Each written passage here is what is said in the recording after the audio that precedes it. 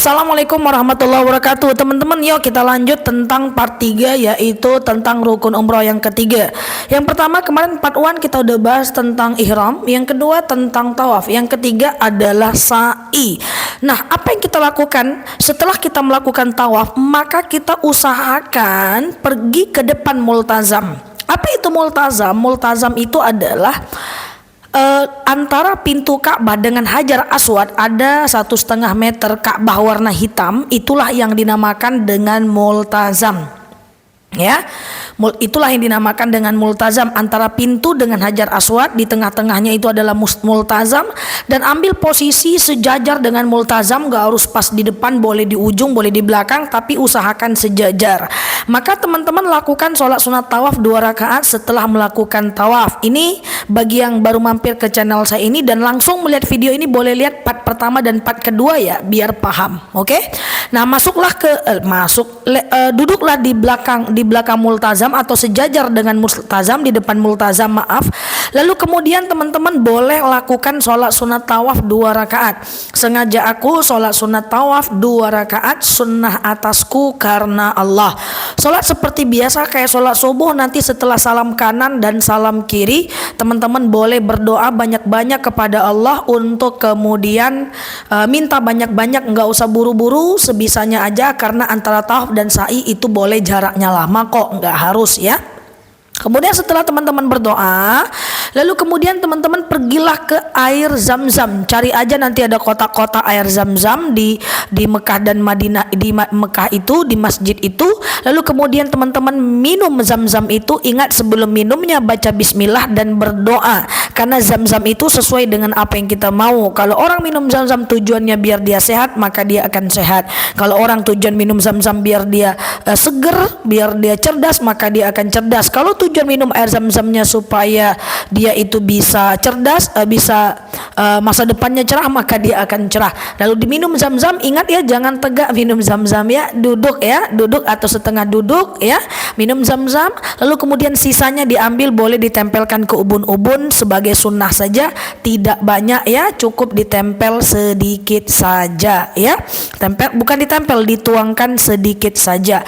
Lalu kemudian ngapain? Lalu kemudian pergilah ke puncak Bukit Sofa ya. Nanti teman-teman akan dibimbing oleh tour leadernya untuk pergi ke Bukit Sofa. Di Bukit Sofa teman-teman nanti akan mengarah dulu ke Ka'bah untuk memulai sa'i dan bacalah doa melihat Ka'bah.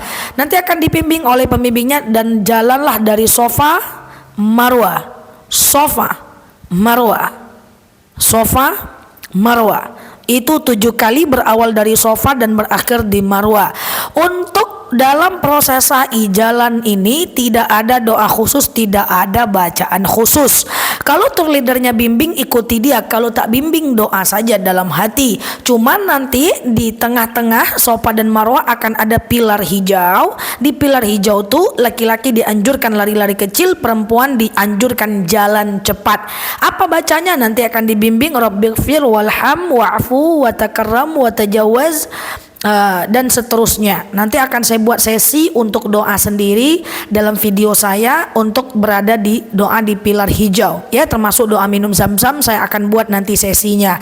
Nah, nanti setelah teman-teman melakukan sa'i, maka selesailah proses sa'i udah 7 kali. Ingat, tidak ada doa aneh, tidak ada bacaan yang mesti dihafal. Yang penting di antara pilar hijau ada laki-laki lari-lari kecil, perempuan jalan kecil, jalan cepat, dan kemudian ada doanya di situ ya, yang disunahkan ya, tidak pun tidak apa-apa.